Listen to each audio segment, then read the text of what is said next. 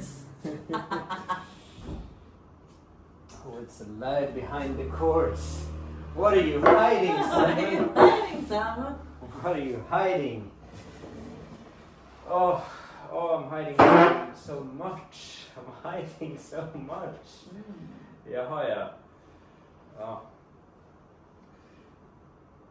I'm hiding the fact that I didn't wash my plate on the outside enough. Show the camera. Just the inside. Yeah, just some kimchi stains. The inside is clean, but you know it's like it's a metaphor for the inside is clean, but the outside, it got stains on it, and those I don't want to show those. I'm gonna show those. I'm definitely gonna show them. Normally it's kind of the opposite, no? Mm-hmm. We are like cleaning the outside and shit in the inside. Yeah, I feel like it's the opposite for me. Yeah. Yeah. But the world. Is the world clean on the outside? Cleaner on the outside and more shit in the inside. I think it's the opposite as well. Ah. Yeah. It's like I genuinely believe that we are just beautiful beings, and like deep down you shed everything, there's just love. So there's just beauty there, right? And then outside, like all of the imperfections are the things that we zoom in on. That's why it seems bad on the inside, because we're zooming in on the imperfections. But maybe deep down, you know, we're all just love. That's what I believe, at least. Yeah. That's very true. I think I kind of was more thinking about it, how we polish ourselves to look like good in the outside when there is a mess inside. Mm-hmm. But the pure essence, it's actually the beauty inside. I agree. Yeah. But it's like shade covered in French perfume. Mm-hmm. Kind of what I. Is that what you're wearing? I broke my perfume some days ago. Great. It's just shit now. Yeah. Just go with the shit. Yeah. Yeah. Well, you know me. Like initially when we met again here in Bali, you were like, you don't wear deodorant, and I haven't heard you mention it once in the past, like, you know, maybe a month at least. Yeah. Progress is being made. You're getting used to my shit.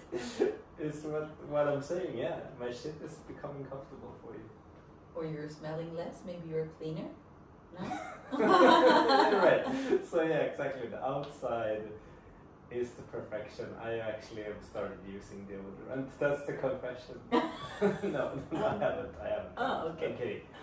Whew. I wouldn't. But. But yeah, my theory, my hypothesis is that you are slowly getting accustomed to shit. Yeah. Is it because I am more able to see rawness, like real raw? Yeah. Maybe not the ability to see it, but maybe the ability to embrace it, to love the rawness, to love the rough edges. It's interesting for me, and when I'm talking about this, I was in Singapore 2 days ago, as you remember, and I was just like, oh wow, Singapore is just so clean and set up, and everything is so much in order. It's interesting then that like a place like that, I went to the roughness as well. I went to like the places a little bit outside of the map, so to speak, and I like those less. Yeah, I just like them less, than the ones that were a little bit more tidy. I don't know what that says about me, probably a lot. The Swedish in you. The Sweden in me? People come to Sweden and they say it's like, it's so clean here. But then a Swede goes to Singapore and it's like, it's so clean here. It's a different thing. Craving the first world. Yeah, maybe, yeah. It's my privilege saying, hey, what's up? Maybe. What's alive in you? I've talked to 6 people today on different calls.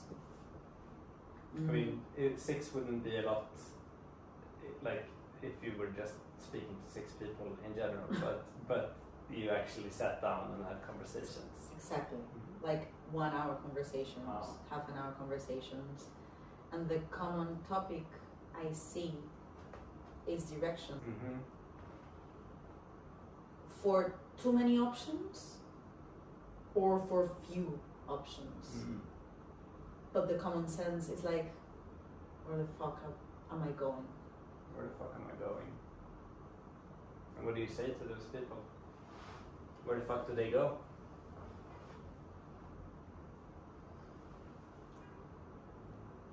I think a lot of it has to do with self-worth. Okay. Directionless for me has been very related to seeing the rawness and to seeing all the edges in me, and once I've understood and actually embodied more of who I am, like, okay, this is the good and the bad, then direction was more clear. Yeah. So it's like, are you actually able to describe yourself fully, to know who you are and tell someone and accept it? And once you are more clear on that and you are not just going around trying to play so many games to see where you fit in, but just be like very honest, like radically honest with yourself, then direction starts to be aligned. And I'm curious then, what is your rawness that is bringing that side out in you? Because you're sitting there, you're talking to these people that are feeling directionless, and you are directionful, right? What is this rawness in you? How does it come out? And can you show it right now? Can you express it? Interesting. The rawness in me is being able to catch myself in every moment of doubt and insecurity. Okay. And see myself as vulnerable as I am all the time. And in those moments, I guess, when I see that rawness that before used to be expressed in a lot of aggressivity and hostility, in excesses, being able to decide within that moment in which I'm feeling like shit, which are many during the day, it can very easily be triggered by anything, like knowing that that person still exists and that I choose to not let it out, but that still exists. Okay. So then what I'm hearing is like you're almost using a constraint. Are you putting a constraint on that part? But I know you as crazy, right? No. Yeah. So then that part does come out as well. What's the difference there? Good question. I think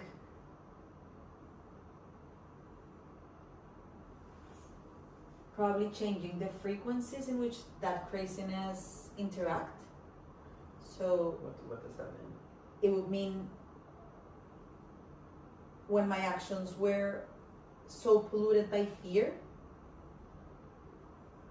of losing myself, fear of failure, fear of being perceived as I'm laughing. whatever. I'm laughing a little bit because your expressions right now, when they're so embodied, the fear. Is that I'm kind of remembering, like, like this. Yeah, walk through this side of myself. Yeah. Yeah, I walk was us through like, what- it literally, I'm just like remembering myself being so fucking angry and so aggressive and hurting so many people. There And, was, what is the feeling that you're feeling towards that right now, in this moment? Then? pity. You're pitying yourself. Yeah, somehow, yeah. Oh, okay. I think I didn't realize how horrible it was to feel that way. Like, there was many moments in my life in which I thought that being aggressive and direct and non-filtered was my authenticity, and it was kind of just pushing people down to pull myself up. And I lived like that for many years, and I think I hurt way more people than what I thought, and I was hurting myself a lot with that as well. Of course. And I feel that rawness is like still in me. I still feel very direct, and I can be very open and unfiltered, but now I don't have that fear inside of me running all of my actions, so it comes across as something very different.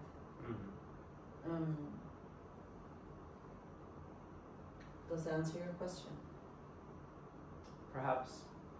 I think there's a path here to this directionlessness that other people are feeling, and I feel it sometimes as well.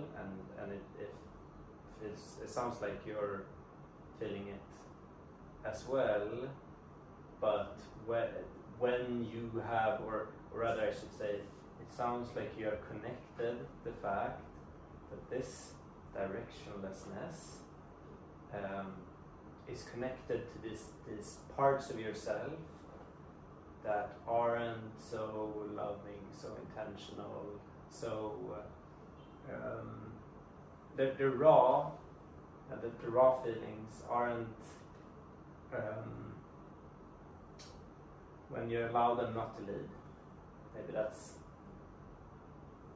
right, when they are taking charge. Yes. Yes. Yes. When Long train of thought there. long train of thought, but it is actually there when we don't realize that part of ourselves is the one that is ruling our life. I have pretty strong character, and that's why it's like aggressiveness and hostility. Not everybody's got like this Of course. level of shadows or Yeah. whatever. Some other people, it might be more represented in doubt or in being blocked creatively, or in hesitation, or in an inadequacy. Things that are a bit more subtle. Yeah. But when we are there, and that's what's ruling our decisions in our lives, and we don't realize that, then we don't know where we're going, and that's why the direction feels so Far off. far. I'm curious. Can you right now step into a space of that anger, and if that's possible, can you express the directionlessness through that space of anger, through that person, that part personality of you? Is that possible?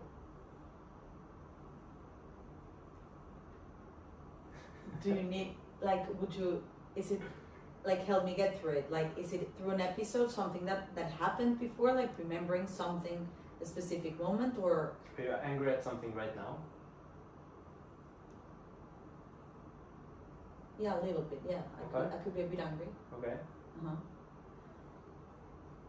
I'm pissed off that my dad wants me to go spend a month or more in Colombia because my sister is pregnant, and he thinks it's a duty that I should spend the time there and just change all my life and plans because she's having a baby. and that pisses me off, and my instant reaction, even if I want to go see her, is like, I'm not fucking losing myself and I don't want to do that. I see. And then obviously it becomes hard for you to actually navigate the question of what you actually want.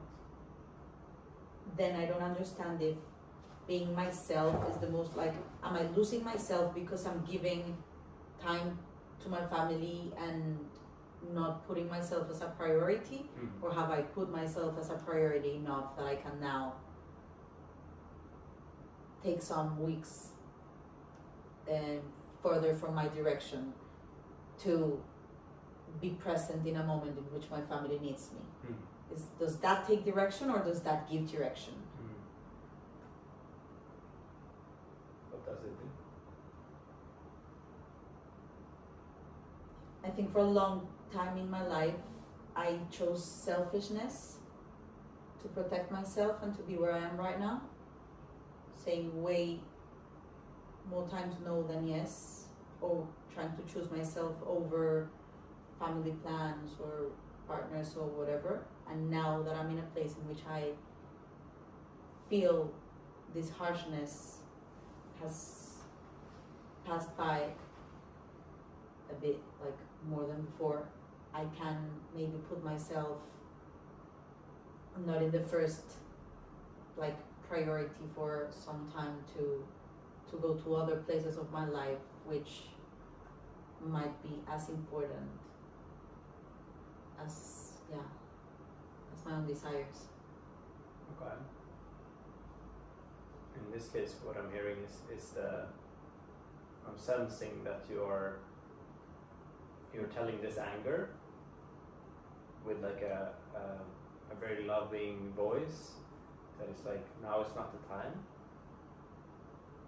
It's okay that you're there, but I also need to go, right? Because you are going. You are prioritizing that. It is also, you're not gonna lose yourself again. You already found the path, and you will not lose your direction again. And that's what I think it's calling me right now. Just like, we've done the work, we know where we're going, and 1 month more or less is not gonna have the impact that it could have had before on completely changing where I was going. A sense of direction. A sense of direction. Yeah. Do we feel happy with that? Yeah. Yeah. For sure. Yeah. I think it takes so much burden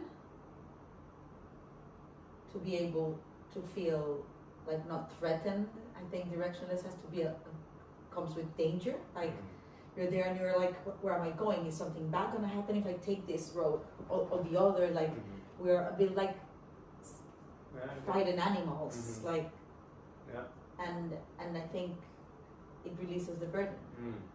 Actually said something really good there, I think, from my own journey, being in a space of rest, allowing the nervous system to calm down, to really find its own resting point.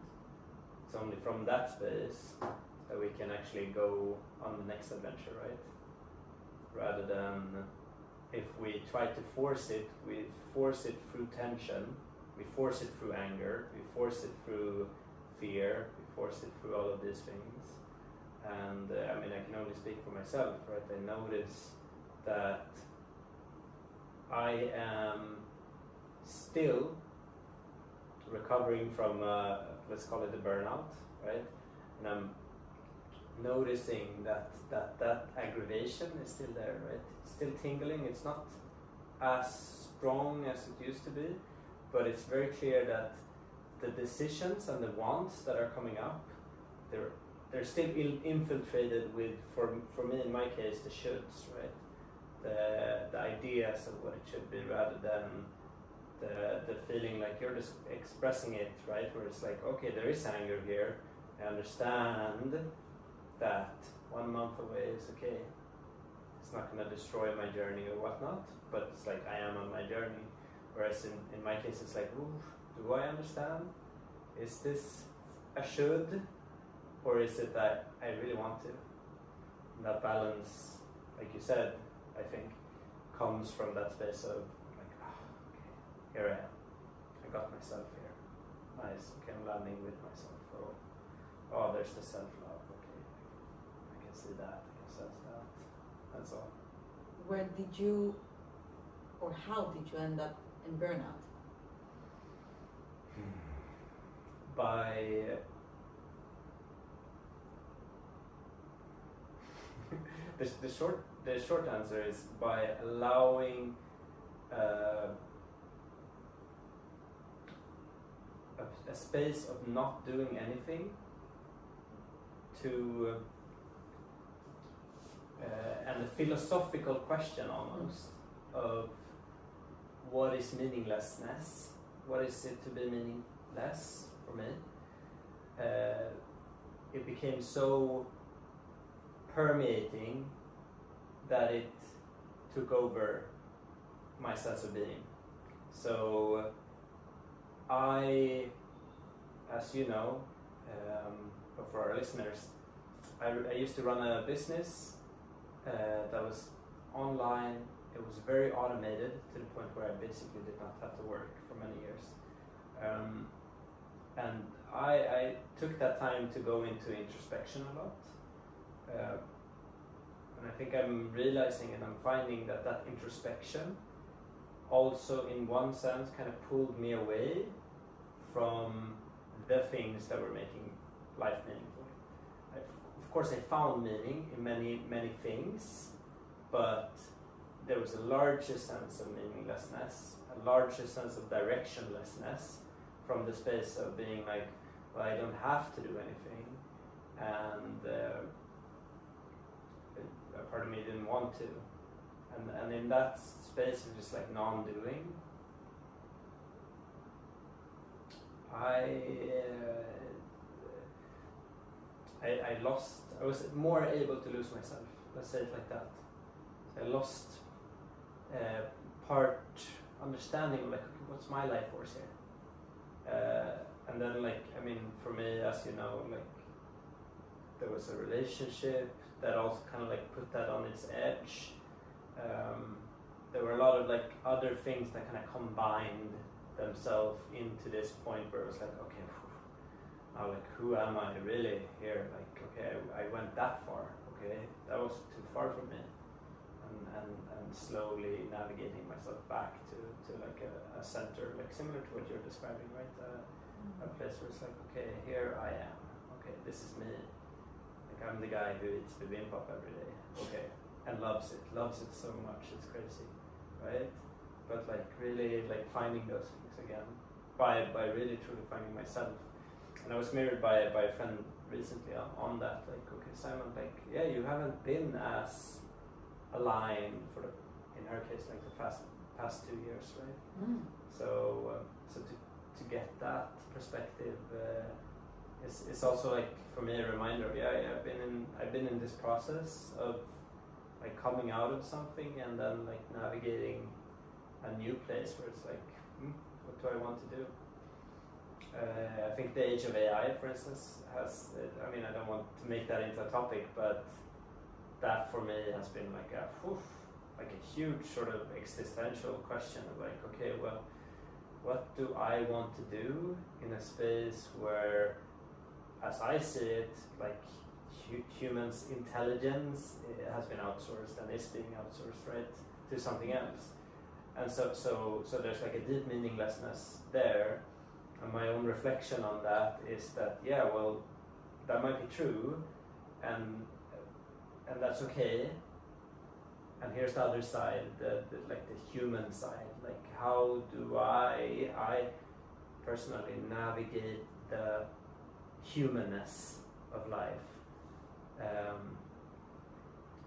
And so like I'm noticing that there's a combination there of like, okay, well, there's something about human connection that is really important to me for that sense of directionness, but it's still not very clear what that means, and I'm noticing more and more things are emerging as I'm exploring it, but yeah, it's still an exploration. Is it something Something very interesting? Yeah. No, it was a lot of things, but I'm listening to two things which are interesting, because you started talking about rest and how rest is giving you this sense of making clearer who you are, but on the other side, it was rest or not being very busy with your business, which took you to complete meaninglessness. Yeah. So there's two states there, no? Like the reset and the restore, and then on the other side is AI or automatizations and all of these that release so much time of ourselves that then it's even more worrying, because busyness keeps human like occupied, and with that we think we have meaning because we are doing things. Then when we remove this and we have so much time, directionless is way more obvious. I think what you're saying there is, and what appeals to me is having plenty of time, and I actually do think that like the onslaught of AI is going to create massive amounts of meaninglessness precisely because of the abundance of time, right? And the unclarity, the unstructuredness of that consequence, like what do I do with all of this time? I guess I can go to the gym more often, and people will, and then they will find themselves in a situation where they're like, oh, I went to the gym more. Like, I'll give my example very clearly. I went to the climbing gym, and I would stay there for 5 hours, right? And now I'm doing the same, but I'm doing it in a sense where it's like a lot more aligned, I think. But that's another question. I used to go to the climbing gym just because I had nothing else to do. And I was there for 5 hours, and at some point, obviously, that became meaningless as well. And I was like, I mean, what am I doing in the climbing gym for 5 hours? Doesn't make sense. I would walk out, and I kept having this reoccurring thing happening to me, where I would walk around in the parks in Stockholm, and I would see only old people and parents, parents to newborns. Why? Because they were the ones that had time, and they didn't need to do anything, right? Everyone else was doing something, and that for me was like, oh, how does that make me feel? And then I definitely think that like what's going to come is that space of a lot of people feeling that sense of like, oh, what do I do? Who am I? And then you have to question yourself and be, who am I? What's my worth? Yeah. What do I actually offer? Like, what am I naturally offering in any situation? I don't know if I agree with the way you're phrasing it there. I think it comes down to, and I think this is a big part of my own exploration, right? It's like, what do I feel like I want to do? And what's my North Star? Not like, what's my talents, what's my if there's a vague sense of something that feels interesting, and like the connection of like, okay, how does it feel today? Like I think those two are at the core, and then of course we can build up systems to understand that more deeply, and I think that's like part of what you're doing, right? It's like really understanding that North Star, right? Really clarifying it so that we can then bring it down into like the day-to-day. For me, the North Star has to do exactly with knowing what is the dark side as well. Like the North Star has to do a lot with comparison as well. Okay. Yeah. So that anger, that's being in that state of anger for so long was very clear direction on how can the total opposite of it be, and how does that express in myself. I see. Yeah. So when you can name it and sense it, be like, oh, I'm in the right track, I'm feeling this way, that's the North Star. Of course it can be stated like we're clearer with more words through the methodology we've been talking, human Mm. design, astrology, Mhm. values. Mhm. But it's within really understanding how that those traits are portraying you, that you can sense, I am choosing the path of resistance, or am I not choosing the path of, or am I choosing the path of less resistance? Okay.